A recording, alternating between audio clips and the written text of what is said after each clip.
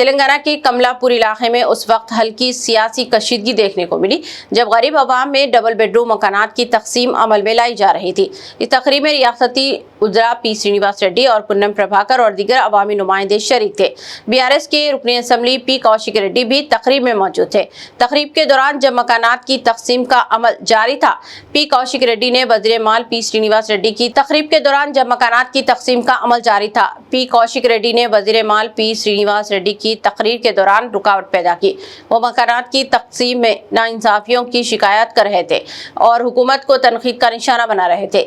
वज़ीर माल पी श्रीनिवास रेड्डी ने कौशिक रेड्डी के तमाम इल्जामात को मुस्तरद कर दिया और कहा कि कांग्रेस हुकूमत की जानिब से गरीब अवाम में डबल तरजीही बुनियादों पर डबल बेडरूम मकानात की तामीर और तकसीम अमल में लाई जा रही है। जब कशीदगी और टकरार में इजाफा होने लगा तो पुलिस ने मदाखलत करते हुए वहां बीआरएस कारकुनों को हटा दिया। बीआरएस व कांग्रेस कारकुन एक दूसरे के खिलाफ नारेबाजी कर रहे थे, जिसकी वजह से पुलिस ने मदाखलत की।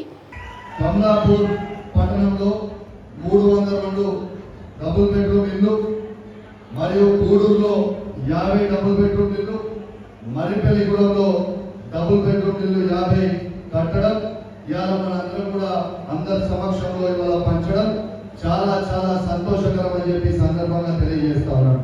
మరొకసారి కేసీఆర్ గారు ఈ డబుల్ బెడ్రూమ్ అన్నాడు కట్టించినందుకు వారికి మా కమలాపూర్ వేదికగా నా చేతులు జోడించి మరి శిరస్సు వంచి మరి ధన్యవాదాలు కేసీఆర్ గారు సందర్భంగా తెలియజేస్తా ఉన్నాను.